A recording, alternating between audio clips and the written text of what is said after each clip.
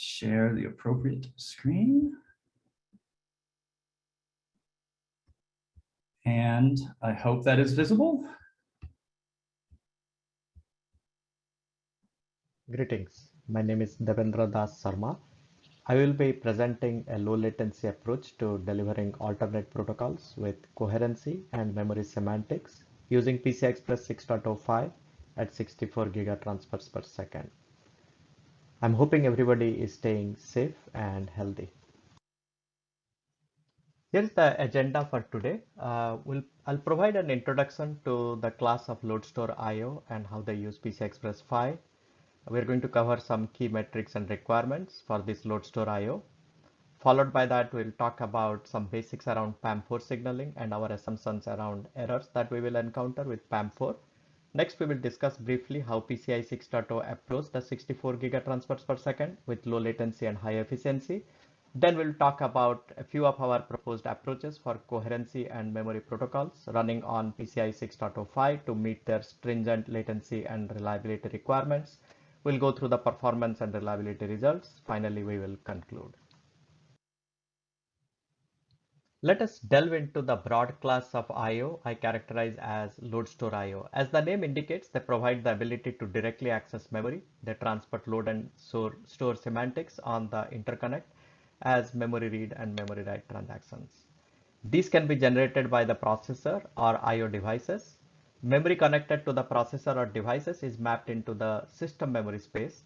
This can be either coherent memory, also known as cacheable or write-back memory, or they can be non-coherent memory, which is also known as the memory mapped I/O space. The accesses can be coherent or non-coherent. Examples include PCI Express, which is non-coherent. Compute Express Link or CXL is a mix of three protocols on PCI 5. CXL.cache allows a device to cache system memory. CXL.mem allows the memory connected to the device to be mapped into the system memory's coherent space. And CXL.io is the PCI style non-coherent accesses. The CXL accesses can be both coherent as well as non-coherent. The other category is CPU to CPU cache coherent interconnect.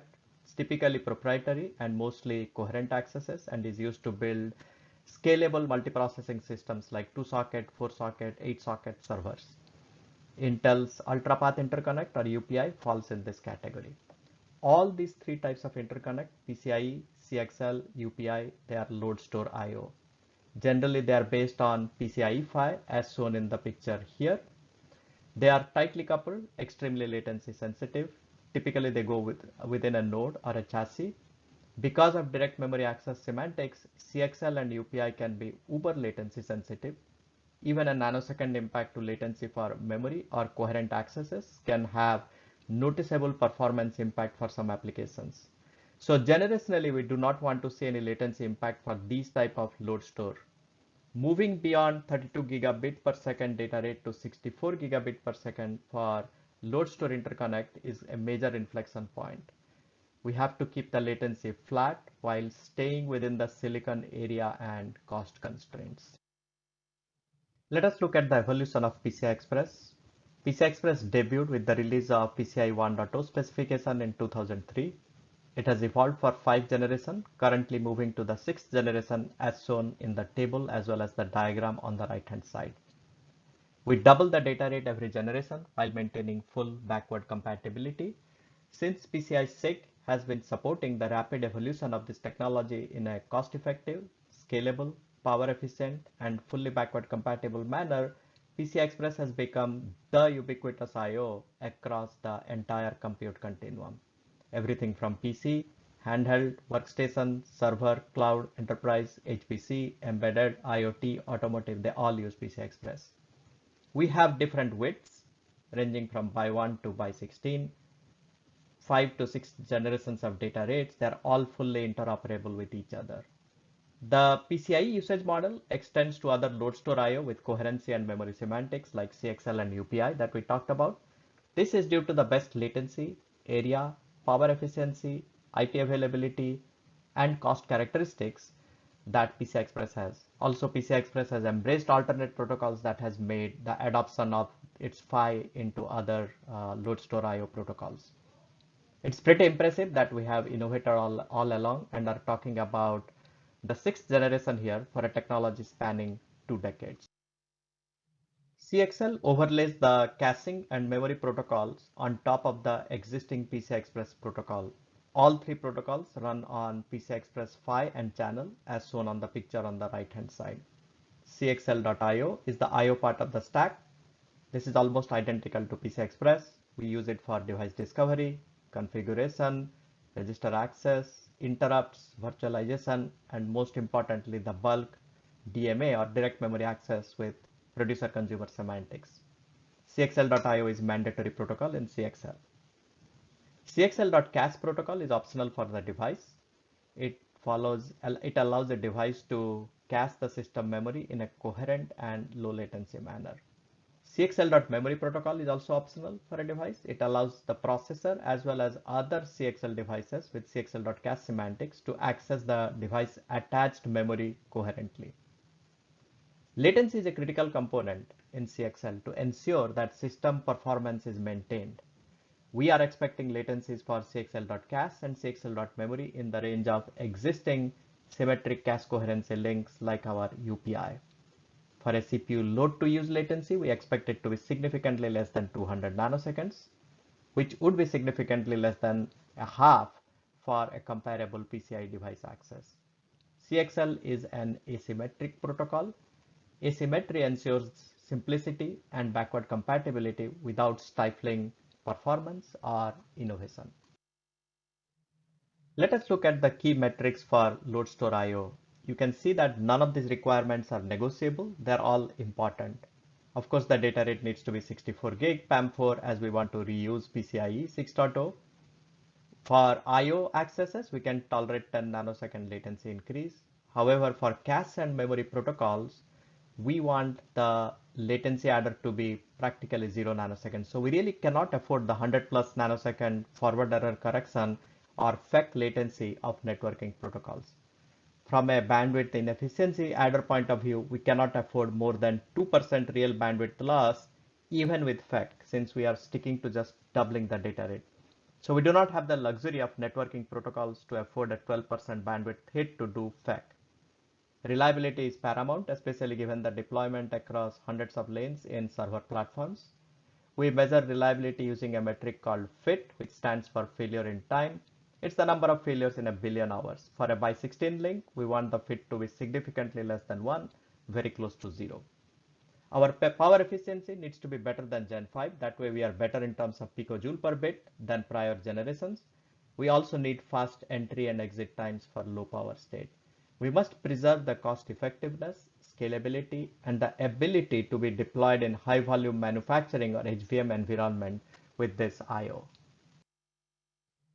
PAM4 stands for pulse amplitude modulation 4 level. There are 4 voltage levels, 3 eyes encoding 2 bits in the same unit interval as shown in the picture on the right. PAM4 helps with the channel loss as we have the same Nyquist frequency at 16 GHz as before. However, due to the reduced voltage levels, eye height and eye width, we are more susceptible to errors. So the bit error rate or BER will be several orders of magnitude worse than the 10 to the power minus 12 bit error rate we have had so far in PCI Express. We define something called FBER, first bit error rate. It's the probability of the first bit error occurring at the receiver. Due to the first error, the receiving lane may see a burst of errors propagated due to a DFE as shown in the picture on the right hand side on lane 0. We also can have a correlation of errors across lanes due to common source of errors such as power supply noise as shown between L0 and L15. By constraining the tap weights of the DFE or decision feedback equalizer, we can control the burst length on a lane. We also deploy gray coding and pre-coding to minimize errors in a burst. Let us look at the solution we have for PCI Express 6.0. The graph at the bottom left demonstrates that with an FPER of 10 to the power minus 6 and a single burst correcting FEC, the probability of replay of a packet is around 10 to the power minus 5, which is acceptable. So we deploy a lightweight FEC to get to a reasonable replay probability, and then we rely on the inherent hardware-based link level replay to correct the errors. we have a spec-defined mechanism to ensure low replay latency in the 100 to 200 nanoseconds range. PCI Express moves to flit mode with the 256 byte flit as shown on the right hand side. The first 236 bytes are for transactions or TLP. The next 6 bytes are for data link layer packet. Then there is an 8 byte CRC which protects the 242 bytes of TLP and DLP, which is basically a Reed-Solomon code as shown in the GX matrix, GX polynomial there. The FEC is a three-way interleaved FEC or forward error correction code. Each way has 2 bytes, which means that it can correct a single byte in error. The H matrix is shown on the slide here. Since there are three ways are interleaved, as shown by the three colors, any burst error in a lane is guaranteed to be corrected as long as the burst is within 3 symbols, or as long as the burst is less than or equal to 16 bits. These result in a very low latency FEC correction. We expect that to be less than 2 nanoseconds. And the retry probability is fairly low in the 5 times 10 to the power minus 6 range, or 4 times, and the fit is 4 times 10 to the power minus 7. Bandwidth loss, even with a go back end mechanism, is anywhere from 0.0525 to 0.075 for the retry time of 100 to 300 nanoseconds. Realistically, we expect the replay to be between 100 to 200 nanoseconds. So overall, PCI approach results in low latency, low power, while doubling the bandwidth with pretty good link efficiency. We now will take a look at how we can use the PCI 6.05 for coherency and memory protocols, also known as alternate protocols. We definitely want to use the same phi and the same forward error correction or FEC to preserve the link characteristics. However, we have to rearrange the flit for latency optimization. You see the PCI flit over here, it's 256 bytes. So the first 236 bytes were transactions and so on and so forth that we talked about. We moved the 2 bytes that were there in the 6 byte DLP, but we basically moved that to the front of the flit. So it still has the same ACK-NACK handshake mechanism, sequence number mechanism, but there are a couple of reserved bits that we use to identify the protocol ID. So it tells you whether it's, for example, in CXL, it's a CXL.io transaction, CXL.cache, CXL.mem transaction. So that way we could start sending this data as it is coming along into the appropriate protocol stack and start the pipeline and speculatively process the data. We of course won't commit to it till we complete the FEC decode and CRC check. The pros of this approach is we reuse the same logic, the same FEC, the same CRC, same flit size, same flow as we have in PCIe. And of course, it's very high link efficiency. You've got 240 bytes worth of what is shown as data, which is for protocol related stuff, over 256 byte, which is 0.94. Pretty good link efficiency. The fit is fairly low, as we saw before, and the retry probability is fairly low. On the con side, the latency is not in the 0 nanosecond impact range. There are two aspects of latency. The first one is around flit accumulation. So for a 256 byte flit, it will take 2 nanoseconds to accumulate the flit on a by 16, 4 on a by 8, and 8 on a by 4. Versus that's at 64 gig. The prior generation, it was a 64, actually 68 byte flit, but 64 byte for the sake of simplicity. That accumulation was 1, 2, and 4 nanosecond respectively. So just for flit accumulation, we are adding 1 nanosecond on a by 16, 2 nanosecond on a by 8, and 4 nanosecond on a by 4. In addition to that, the FEC correction latency on the receive side is in the 2 nanoseconds range. So we are adding anywhere from 2 nanoseconds to 7 nanoseconds depending on the link width with this approach. Now let us look at a second approach which achieves the zero latency impact for us. Again, the use case is coherency and memory protocol, and this will be optional over a 256 byte baseline that we talked about. Here the flit size is still 256 byte, but you will notice that we have split it into two flit halves or subflits, and each subflit is 128 bytes protected by a 6 byte CRC. And the CRC position is in the last 6 byte. That is done so that the latency is minimized, less number of muxes there. And the 6-byte CRC is derived from the 8-byte CRC. We have the polynomial basically go from x plus alpha all the way to x plus alpha to the power 6. Same polynomial, we're just missing the two terms, x plus alpha to the power 7 and x plus alpha to the power 8. Furthermore, the first byte of data it gets encoded with x to the power 8 instead of x to the power 6. So that way what happens is that we can do the 8-byte CRC first. Whatever is the remainder, we can then again those 8 bytes we can feed into the 6-byte CRC and get the 6-byte CRC result. That helps in terms of reducing the amount of logic. On the receive side, what happens is anytime we get a subflit, we will process that subflit as long as it passes the CRC. We don't have to do the FEC. We basically bypass the FEC. We do the FEC only if the a subflit fails the CRC. So you got two paths. There is a CXL UPI optimized path that's shown in the bottom there. Normally your packets will come, 128 bytes will pass through. You're going to do the 6-byte CRC check. And as long as that subflit passes the CRC, it gets committed. In the case where you find an error, you go through the 256 byte, which is shown there, do the FEC decode, then do the 6-byte CRC check on the individual subflits. And if they pass, clearly you consume them. If they still fail, then you ask for a link level retry. Now, let's say there is an error in the odd flit, which still shows up after the forward error correction being done, and then the CRC check was done. The even flit has been consumed. In that case, we will ask for the entire 256 byte flit, but when we get the flit replayed, the first 128 byte or the first even flit half, we are going to ignore because that has already been consumed, and we are only going to consume the odd flit half. The pros of this approach is the latency impact is 0 for the error-free case because 128 byte accumulation takes the same amount of time as the 64 or 68 byte accumulation did. And because the FEC is the higher latency path on the receiver side, we are bypassing that.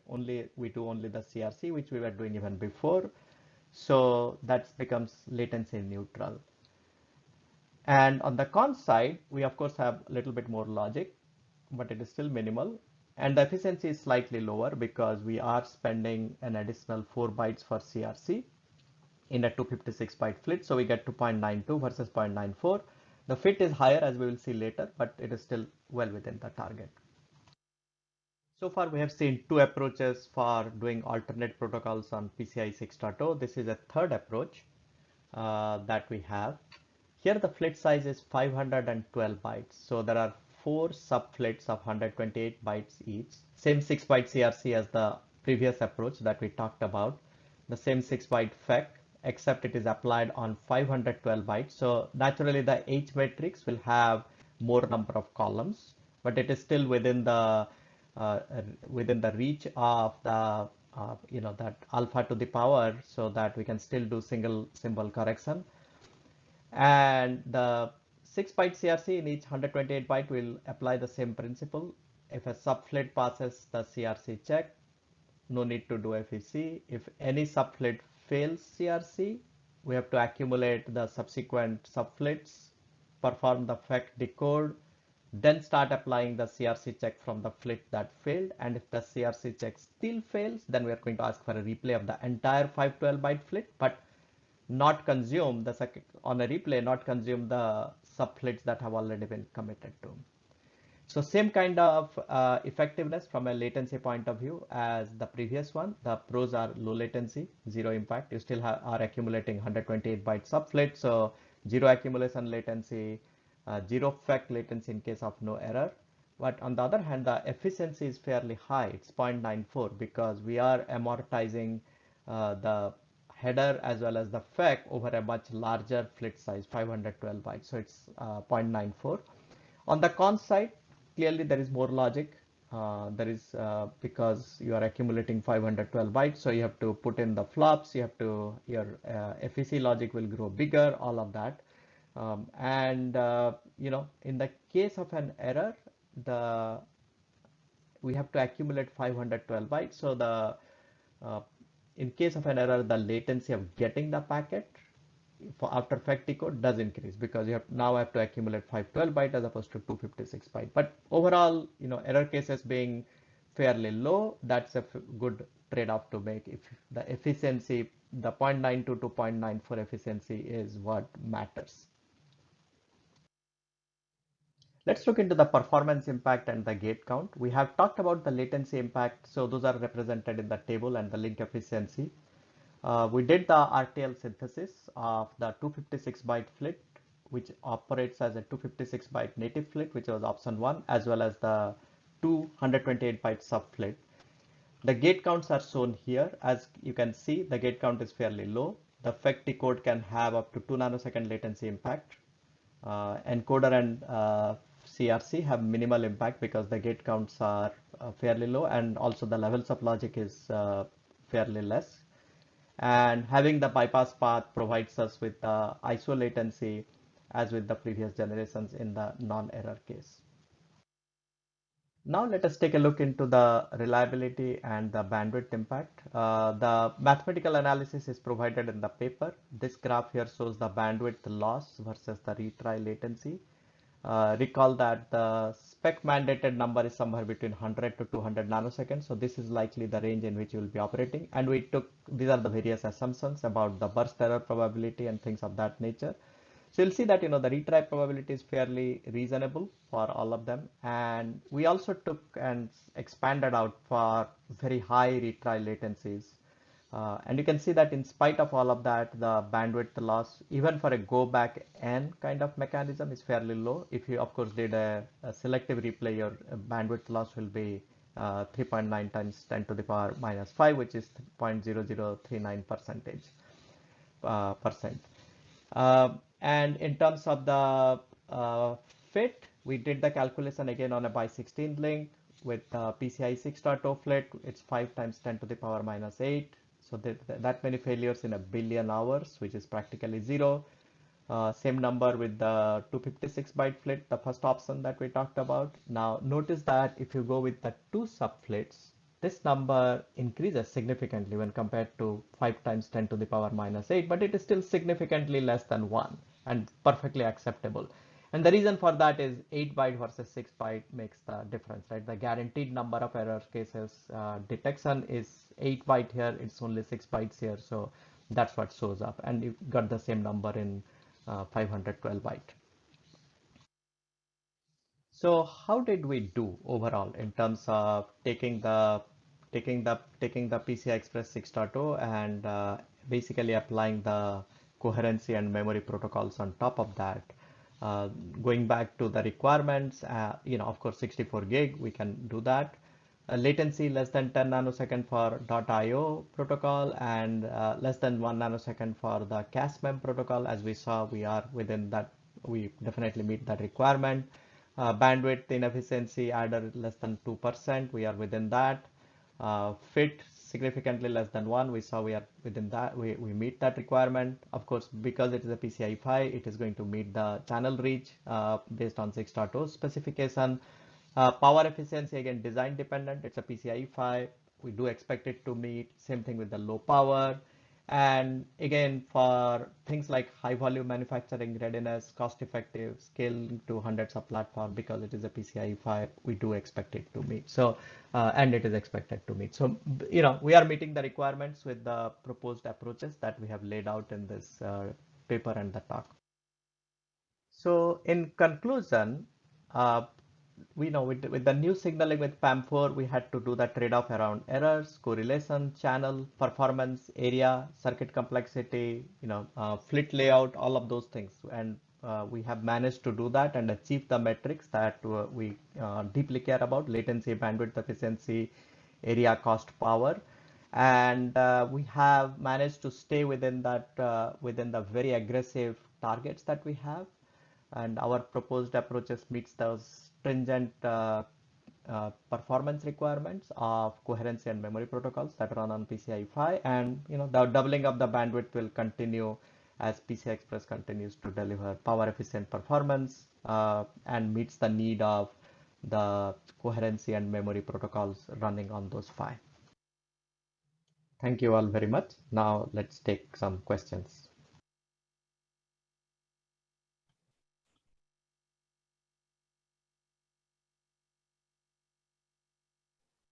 So I think what I need to do here is allow Dr. Dasharma to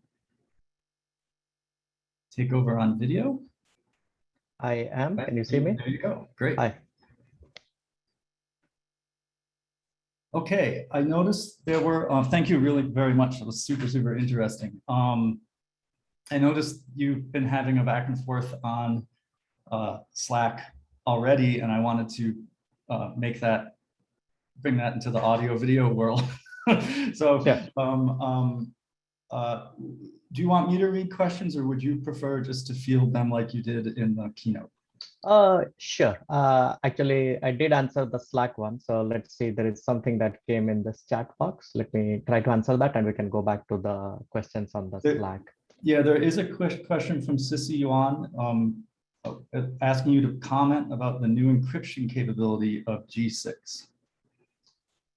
New encryption. This is the, for the security. So for the security part, we don't expect things to change. It will be because we have the layering approach in PCI Express. So whatever we used for link encryption is going to be applicable irrespective of the speeds. So that part does not change, right? What really changes is the underlying file level, right? The signaling, and if there is any encoding, for example, right now when we went to Gen 6, we went for a flicked mode. So those are the types of things that change. Great, thank you. There's also another question that's come up from Afzal Hussain, who asked where the design requirements are coming from. Sure. The design requirements are coming from pretty much the experiences in the industry. So for example, if you have like us, we have done, these kind of load store IO for for 2 decades rather, sorry, 6 generations, right? 2 decades. And we know what works, we know what does not work. So that's where the design requirements come from. So things like, latency, we have a very good handle on what the latencies really need to be. And when we say, hey, the latencies need to maintain a flat line for load store IO, we really mean that they need to maintain a flat line. And as you can see, we will jump through hoops to make sure that they remain flat line, right? Same thing with the, for example, if you take a look at power efficiency, right? I mean, we know how much socket power we have, we know how many lanes we have, we know what kind of low power states we can go to. All of those are known. All we have to do is plug in the numbers, right? And that's where it comes from. So it's the same thing on the reliability. I mean, we get a certain fit as you measure, which is the failure in a billion hours, right? We have a certain fit for every component, and guess what? The fit allocation that we provide for interconnects is practically 0, right? So nothing is 0, but it needs to be significantly less than 1, right? So those are where things come from. Same thing on the channel reach, for example, when we say, hey, the channel reach needs to be the same as Gen 5. We know how platforms get built. We know what the requirements there are. Just because somebody is changing to Gen 6 doesn't mean they're going to completely go back and redo their platform. It's that's basically the promise of this slow move or backwards compatible, right? I mean, you don't want to move slowly in terms of speeds and feeds, but in terms of changing the, what people are used to, be it all of these, what I call KPIs or key performance indicators, those don't change, those remain flat. Okay, thank you very much. There are some additional questions that are popping up on Slack, but I am being asked by organizers to try to keep to the slightly modified schedule that we've ended up at. So I wanted to thank you very, very much, and encourage and hope that you can take a look at the Slack channel and address the additional questions that are popping up. So thank you very much. Thank you all. Bye.